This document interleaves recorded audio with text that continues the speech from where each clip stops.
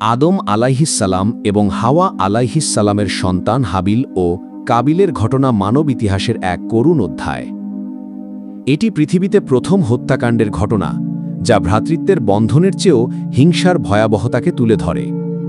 আদম আলাইহিসসালামের শরীয়ত অনুযায়ী একই গর্ভে জন্ম নেওয়া ছেলে ও মেয়েরা একে অপরের সাথে বিবাহ করতে পারত না। ভিন্ন ভিন্ন গর্ভে জন্ম নেওয়া ভাই বোনের মধ্যে বিবাহ সম্পন্ন হতো। একসময় হাওয়া আলাইহিসসালামের গর্ভে হাবিল ও এক সুন্দরী কন্যা এবং কাবিল ও তার থেকে কম সুন্দরী এক কন্যা সন্তান হিসাবে জন্ম নেয়। নিয়মানুসারে হাবিলের সাথে কাবিলের যমজ বোনের এবং কাবিলের সাথে হাবিলের যমজ বোনের বিবাহ হওয়ার কথা ছিল, কিন্তু কাবিল ছিল অহংকারী এবং সে নিজের যমজ বোনকে ছেড়ে হাবিলের যমজ বোনকে বিবাহ করতে চাইল, কারণ হাবিলের বোন ছিল অধিক সুন্দরী। আদম আলাইহিসসালাম তাদের এই বিবাদ নিরসনের জন্য আল্লাহর নামে কোরবানি করার নির্দেশ দিলেন।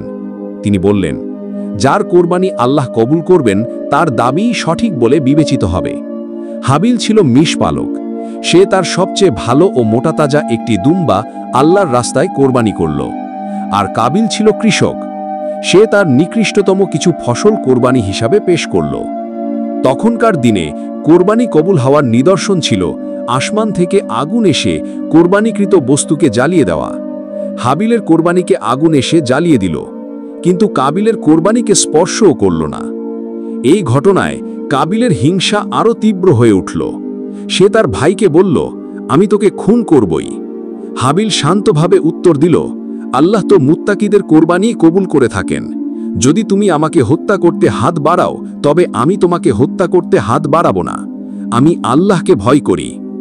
হাবিলের এই বিনয়ী ও ঈমানদীপ্ত জবাব কাবিলের হৃদয়ে কোনো রেখা টানতে পারল না, বরং তার হিংসা এতটাই প্রকট আকার ধারণ করল যে এক সন্ধ্যায় যখন হাবিল ঘুমিয়েছিল, তখন কাবিল পাথর দিয়ে তাকে আঘাত করে হত্যা করল। এভাবেই পৃথিবীতে প্রথম রক্তপাত ঘটল। একজন ভাইয়ের হাতে আর এক ভাইয়ের নির্মম মৃত্যু হল।